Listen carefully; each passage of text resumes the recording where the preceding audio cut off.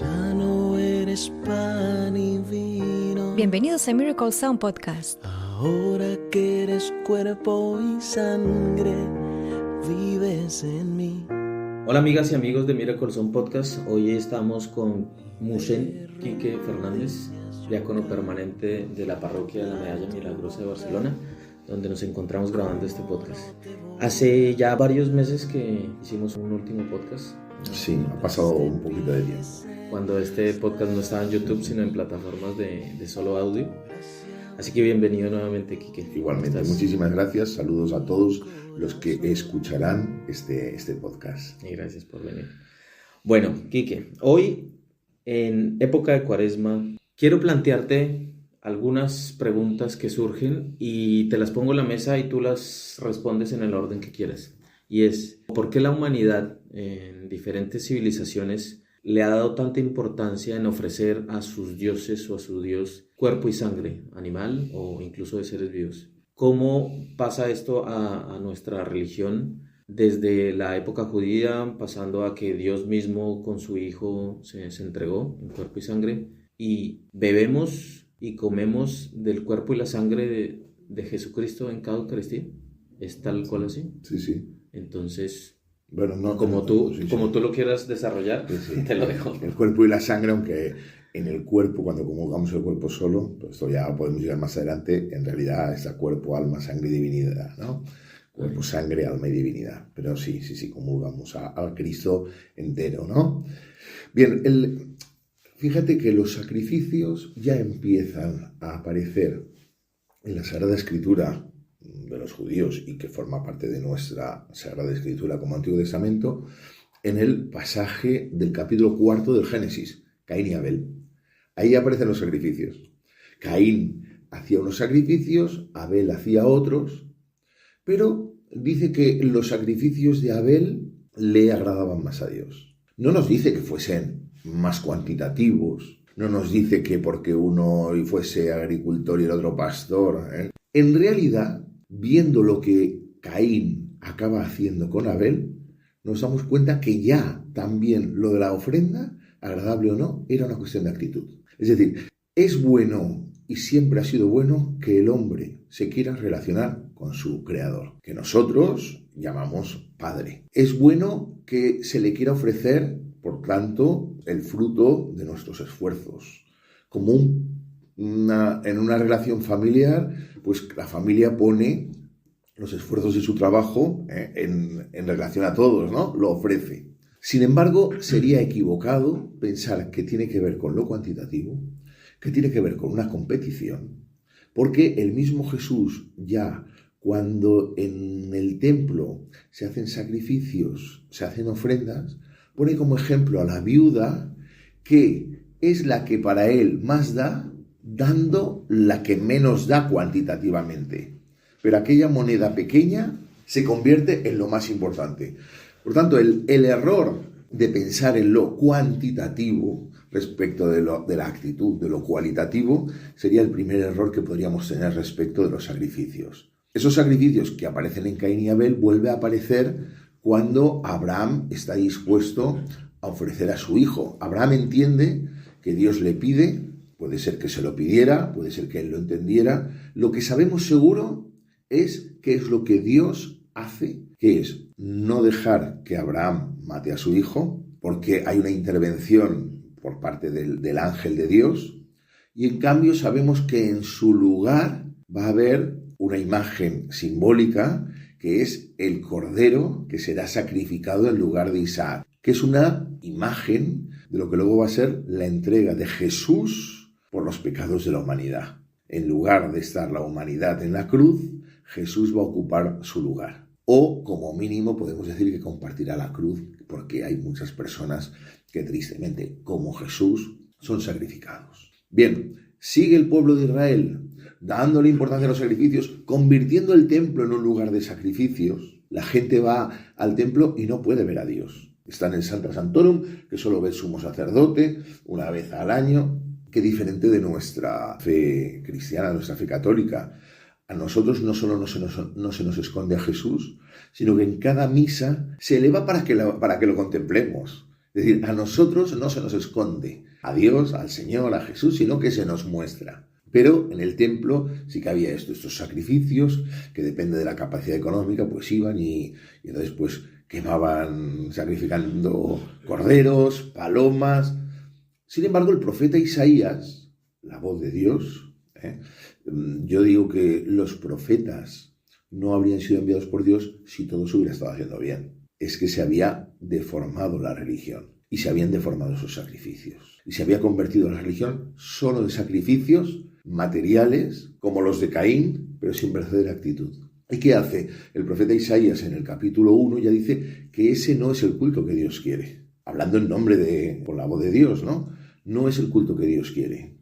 A Dios no le sirve de nada que se hagan esos sacrificios. Incluso, mencionando las palabras de Isaías, Jesús dirá, misericordia quiero y no sacrificios. Es decir, que la función del sacrificio era una función de relación con Dios. Pero llegó un momento en que lo que menos importaba era la relación con Dios. De manera que podía haber hombres conocidos y que salen en los libros bíblicos en el Antiguo Testamento que hacían muchos sacrificios, parecían hombres muy religiosos, pero la ley de Dios y la ley principal de Dios, Jesús nos lo dice, la misericordia, el amor los unos a los otros, pues no, precisamente no era lo que cumplían. Y eso es lo que se llega y se traslada a tiempos de Jesús con los fariseos. Sepulcros blanqueados, que sois blancos por fuera, es decir, hacéis unas ofrendas. ¿Qué es lo que dice Jesús de esas ofrendas? El miércoles de ceniza nos lo dice cada año la liturgia de la palabra con el Evangelio, en el que nos narra cómo en el Evangelio de Mateo Jesús dice que la oración, la limosna y el ayuno no deben ser ni trompeteando ni voceando. A mí hay una de las cosas que me parece muy curioso y es que nos dice eso en el Evangelio, que no voceemos, que no nos las demos, que no vayamos por ahí, digamos que haciendo alarde de los sacrificios, de los ayunos, que nos pongamos perfume. Y sin embargo luego, cuando nos ponen la ceniza, pues yo veo que ese día tú miras las páginas web, las redes sociales, y hay lugares, no sé, países, por costumbre lo tienen, que hacen como una masa de barro, que parece que con el rotulador además la han marcado aún más, donde la gente, bueno, pues el secretario de Estado de un país ha salido en un encuentro no religioso con una cruz como haciendo un alarde de que yo he ido a recibir la ceniza. No es eso lo que... Jesús no quiere eso de los sacrificios. Y nos dice, nada de vocear, nada de trompetear. Es decir, si en algo tienen que darse cuenta las personas de que somos cristianos, es precisamente mi cuaresma tiene que notarse en mi bondad y mi generosidad. A nadie le sirve de nada que yo lleve, como antiguamente los sacrificios, que yo lleve una cruz marcadísima y luego no lleve una vida cristiana. De nada sirven unos sacrificios que matan corderos, pobre cordero, ¿qué culpa tendrá? Para que luego esas personas se creen que con eso ya están justificados. Bien, esto sería, digamos que la historia un poquito muy resumida de lo que han sido los sacrificios. Lo más importante de toda esa historia es precisamente lo que hemos dicho de Abraham e Isaac cuando Jesús ocupa el lugar. Jesús se entrega por nosotros, ocupa nuestro lugar en la cruz. A veces hay personas que niegan la existencia del pecado y por tanto le quitan el valor a la redención en la cruz. Es decir, ya entonces Jesús no ocuparía nuestro lugar. Jesús sería una persona asesinada, pero no sería asesinada sin más motivo que porque, mira, pues porque los romanos hicieron lo que hicieron los nazis, que es verdad. Pero aquí hay otro componente, que es la redención. Es decir, nosotros nos reconocemos en cada misa pecadores y reconocemos que nuestros pecados dañan nuestra vida, la vida de los que están a nuestro lado, la humanidad entera. Bien, Jesús, viendo que la cosa no se arregla con los profetas, porque los profetas, fueron apaleados. El profeta Jeremías compite con San Pablo en quién fue de los dos más apaleado en la Biblia. Bien, pues al final Dios dice, ¿qué voy a hacer? Voy a enviar a mi hijo. Es decir, voy a enviar lo mejor que tengo. Voy a ofrecer lo mejor que tengo. Pero no con la actitud de los que ofrecían de una manera egoísta, con mala actitud. No. Dios se entrega completamente en su Hijo. Es decir, esta ofrenda es la ofrenda perfecta. Porque es una ofrenda que lo que busca no es quedar bien, sino hacer el bien. Hacer el más bien posible del que pueda haber nunca en la vida, porque es Dios. Todo bien, el 3 veces santo. Nos envía Jesús. Y Jesús se ofrece en sacrificio. Después, eso sí, de explicarnos quién es Dios, cómo es Dios, qué quiere Dios. Y a consecuencia también de ello. Es decir, los romanos tampoco tenían ni más ni menos nada en contra de que hubiera una religión más. A los romanos esto les... Pero era una religión, una nueva religión, un nuevo mensaje, el cristianismo, el mensaje de Jesús, que ponía en duda el comportamiento de ellos, del poder judío también, del Sanedrín, de Herodes, de los fariseos. Los pone en duda porque de la religión y del orden natural están haciendo una manipulación, están deformando, que ya venía de antes, vuelvo a decir, y por eso los profetas sabían. Entonces Jesús viene, nos hace, digamos que toda una catequesis, podemos decir, A veces la gente piensa que la catequesis es para niños, no, Jesús lo que hace es una catequesis, entre ellas las parábolas, nos explica todo muy bien. Pero ¿por qué Dios ha enviado a su Hijo? Que además nosotros sabemos que como segunda persona de la Trinidad es Dios mismo. ¿Por qué se envía a sí mismo? ¿Por qué se entrega a sí mismo? Porque no hay amor más grande que aquel que entrega su vida por el amado. Esta es la gran diferencia entre esos sacrificios de mala actitud y este gran sacrificio de la mejor actitud del mundo, que es entregarse por nosotros.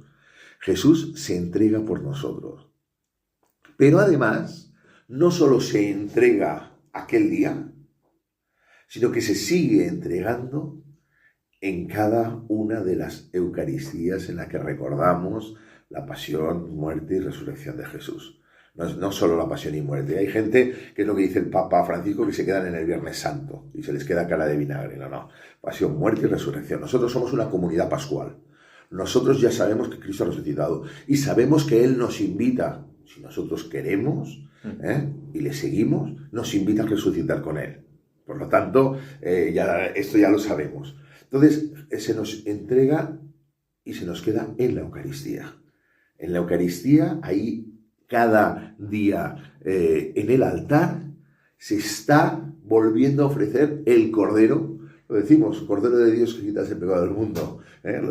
El Cordero que es Jesús, que había sido el Cordero, la prefiguración en Abraham e Isaac, cuando el Cordero se ofrece en su lugar, es el que se está ofreciendo diariamente por nosotros. Tenemos además siempre al lado del altar la cruz, con lo cual podemos ver cómo ese crucificado coincide con el resucitado y coincide con el que está en la Eucaristía, que se nos está elevando para que lo veamos, cómo se entrega por nosotros, cómo está dispuesto a alimentarnos a nosotros, nuestra bondad, nuestra fe, semana a semana, día a día. Así que sí comemos y bebemos del cuerpo y la sangre de Cristo.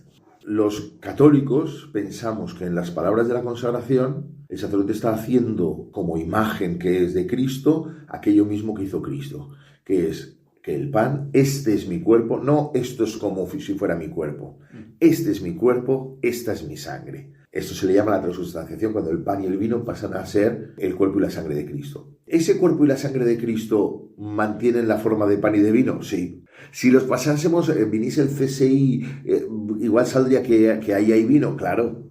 Si uno se tomara 200 litros de la sangre de Cristo, ¿se emborracharía? Seguramente. No ha perdido unas propiedades, pero por la transustanciación ha pasado a ser, porque así Cristo nos lo dijo y así nos lo creemos, el cuerpo y la sangre de Cristo. Bien, lo que pasa es que creemos que no solo en una forma está el cuerpo de Cristo, sino en cualquier porción, por pequeña que sea, está el cuerpo de Cristo. Por eso algunos verán como al final de la misa pues se hace lo que se llama la purificación, y a mí particularmente me gusta hacerlo en el altar, delante de todos, cuando se puede hacer en la mesita que hay detrás, que se llama credencia, pero a mí me gusta hacerlo delante de todos porque es una catequesis para que se vea el trato, cuidado que damos a cada una de las partículas. Por lo tanto, está en cada una de las partículas, está el Señor. Y de la misma manera, si solo se comulga con el cuerpo, estamos comulgando el cuerpo, sangre, alma y divinidad. como si solo lo hiciéramos con la sangre. Hay personas que, porque son celíacas, tienen que comulgar con la sangre en vez de con el cuerpo. No pasa nada, es exactamente igual, tiene el mismo valor. La Eucaristía, los católicos creemos que hay una presencia real, tan real que a veces a mí me pasa que en la parroquia vienen personas y se encuentran con que en la capilla del atrio tenemos expuesto el Santísimo y están intentando abrir la puerta que da a la nave central, que en aquella hora está cerrada, porque lo importante de que quieren llegar a la cruz, donde está la cruz, pues para poner una vela o lo que sea. Y yo les digo, mire, aquella cruz parece Jesús, pero no lo es. En cambio, usted que tiene aquí delante, aunque no lo parezca, porque está en una forma de pan, pero este sí que lo es. Quiere decir que nos hace falta mucha catequesis eucarística. Y la culpa la tenemos los ministros de la Iglesia, porque tenemos muchas personas que no son conscientes de que hay una presencia real de Jesús. Que evidentemente también existen presencias simbólicas, como pueda ser eso, la cruz, como pueda ser el altar. Los protestantes, los anglicanos, pues no tienen esa presencia real, propiamente dicha, sino que creen que hay una presencia simbólica. Hay algunos protestantes que celebran Eucaristía y hay algunos anglicanos que también están más cercanos a nosotros los anglicanos porque se desgajaron de la Iglesia más tarde. No sé, ahora no recuerdo si fueron 200 o 300 años más tarde, ¿no? 200 y pico. Entonces, pero claro, nosotros no creemos que solo sea una presencia simbólica. Pues una presencia simbólica es que yo veo una foto de mi madre y le doy un beso y esa foto me representa a mi madre, pero yo sé que no es mi madre. Eso sería la presencia simbólica. Signos que nos ayudan a recordar, pero no es el caso de la Eucaristía. En la Eucaristía nosotros creemos que está realmente presente.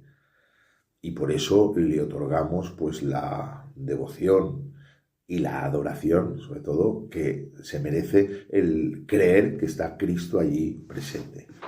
Eso lo hacemos cada día, aunque estamos llamados a sentir la necesidad como mínimo de los domingos y festividades solemnes. Y a veces se confunde también el que algunas personas piensan que la Eucaristía es como una especie de premio porque te has portado bien durante la semana. O para el niño de catequesis, premio porque ha hecho los 2 cursos. Y eso es una equivocación. Ahora imaginémonos un ciclista que ha corrido ya 100 kilómetros con la bicicleta en una etapa y se encuentra con que llega a un punto en el que hay un señor con unas bolsas que le ofrece, donde dentro hay un bocadillo, un plátano, un zumo, cosas fáciles para comer, que se llama el avituallamiento.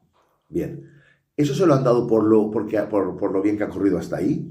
Ahora imaginémonos que tal como recibe la bolsa, se baja de la bicicleta, se echa en el césped y se pone a comer. Llega el director de su equipo, le pega una bronca, le pega 4 gritos. ¿Por qué? Porque eso no se lo han dado por lo bien que había corrido, sino que se lo han dado para alimentarle las fuerzas de lo que le queda por correr. Nosotros no recibimos a Jesús como un premio por lo buenos que hemos sido esta semana. Nosotros recibimos a Jesús como el alimento necesario para la siguiente semana. O para el siguiente día, si es que uno va cada día a la Eucaristía, ¿no? A celebrar la Eucaristía, a comulgar en la misa. Pero, o sea que hay que cambiar, y al niño no se le da la primera comunión para que sea la única comunión por lo bueno que ha sido durante 2 años escuchando al catequista. Como si el catequista, aunque no hubiera fiesta, como si el catequista fuese lo importante. No, el catequista está para llevar al niño a Jesús. Y por tanto, recibes la comunión para que te dé fuerzas para hasta el siguiente domingo que recibirás la segunda, la tercera, la cuarta, la quinta. De esa manera, entendemos que en este caso, digamos que la gran diferencia al final es que los que hacían sacrificios estaban ofreciendo algo al Señor. Mientras que en la Eucaristía es Jesús es el que se ofrece, no algo, todo a nosotros. Allí lo que se hacía era quemar un cordero que no le servía para nadie. Aquí el cordero nos sirve por completo para nosotros. Qué gran diferencia entre aquellos sacrificios y la Eucaristía. Y antes eran muchos sacrificios una sola vez y ahora es un solo sacrificio para siempre. Sí, en realidad decimos que solo hay una misa. Lo que pasa es que esa misa tiene varias localizaciones. Evidentemente, mi misa es la misma misa que el que está en el Amazonas, pero muy importante además, la comunión hay dos aspectos muy interesantes. Uno, el que la comunión tiene una prefiguración en la multiplicación de panes y peces. Es decir, Jesús se multiplica para alimentar a la multitud. Y lo segundo, hay gente que tiene la idea de que esto de ir en fila a comulgar, pues que es muy desordenado y que yo mejor, como también piensan que no hay que dar la paz, les preocupa mucho como si la misa fuese una oración, cuando la misa es una celebración que tiene oraciones, pero es una celebración. Entonces les preocupa ponerse en la fila. No. El hacer fila para ir a comulgar es una de las posturas de la misa. Y en ese momento estamos haciendo de el pueblo de Israel yendo por el éxodo hacia su tierra prometida. Nuestra tierra prometida es el cielo, pero tenemos una pregustación de esa tierra prometida en la Eucaristía. Por tanto, debemos ir como pueblo y no importarnos, es que claro, vamos allí en fila. Bien, no pasa nada, vas como pueblo. Que no te moleste el hermano. Si te molesta el hermano, si estás dispuesto a comulgar a Jesús, pero no estás dispuesto a comulgar al hermano, siéntate, porque ya dijo que hay que ir a hacer la ofrenda estando a bien con el hermano. Lo que pasa es que la Eucaristía y la caridad tienen tanta relación que un documento sobre la Eucaristía de Benedicto XVI se llamó Sacramentum Caritatis, el sacramento de la caridad. Es decir, tienen que estar íntimamente unidos. Esto también sale a raíz de la gente que no cree, que escuchan que bebemos y comemos cuerpo y sangre, les parece extraño, ¿no? Canibalismo. Los romanos lo pensaban los romanos pensaban que en las catacumbas había canibalismo. Uh-huh. En todo caso, sí que es verdad que es bueno, evidentemente el testimonio eucarístico es muy bueno y tenemos santos eucarísticos como San Tarsicio, aquel niño romano que por llevar la Eucaristía pues lo mataron, es mártir, pero sin soltar en la Eucaristía para protegerla, ¿no? Y tenemos santos, por ejemplo, San Pío X, San Juan María Vianney, santos que a la Eucaristía pues la han vivido de una manera extraordinaria y nos han dado un buen testimonio. Sí que es bueno que nosotros demos testimonio, evidentemente, de que somos cristianos. Yo recuerdo que cuando yo estudiaba en la universidad, preguntaba, ¿qué has hecho el fin de semana? Y me lo explicaban con pelos y detalles durante media hora, pero a esa persona que le has dejado durante media hora explicarte qué es lo que ha hecho durante el fin de semana, es seguro que la última palabra que va a decir es, ¿y tú? Y en ese momento te han invitado. Ya no estás tú introduciendo forzadamente, no, él te ha invitado a que tú le expliques cuál ha sido tu fin de semana. Y mi fin de semana siempre tiene como centro la Eucaristía. Recuerdo que en los años que trabajé en el registro de la propiedad, hubo una persona que una vez me dijo, oye, pero ¿cómo es que ningún lunes vienes de mal humor? Porque era casi lo corriente de los trabajadores. Digo, mira, tienes que pensar una cosa. El lunes yo vengo del domingo y mi domingo no es un domingo cualquiera.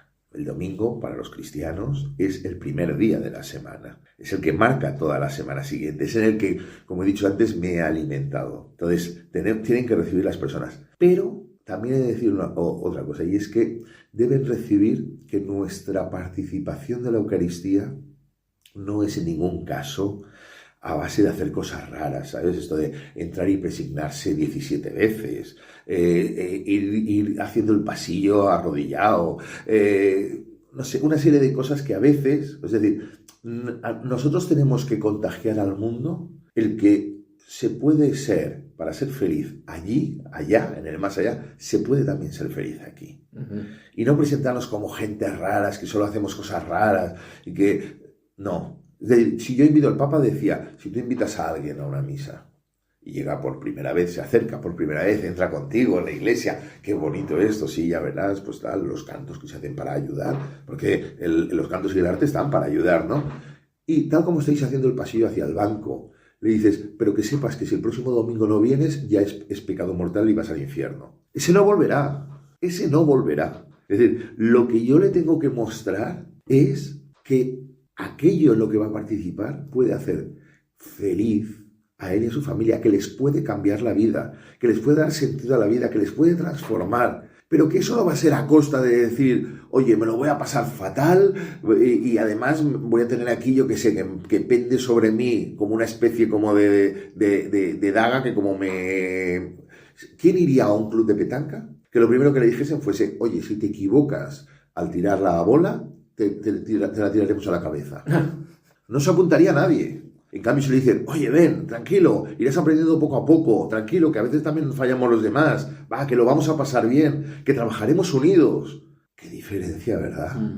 Bueno, Quique, muchas gracias. Muy bien, muchísimas gracias a todos. Si tanto lo oigáis en Cuaresma como lo oigáis en Pascua, Aplica. Sí, sobre todo, evidentemente la Eucaristía es para todo el año. No tiene estaciones, no tiene épocas, no tiene edad, es para todos, para siempre. Muchas gracias. A ti. Gracias. Gracias por escuchar Miracle Sound Podcast. Te esperamos en la próxima historia.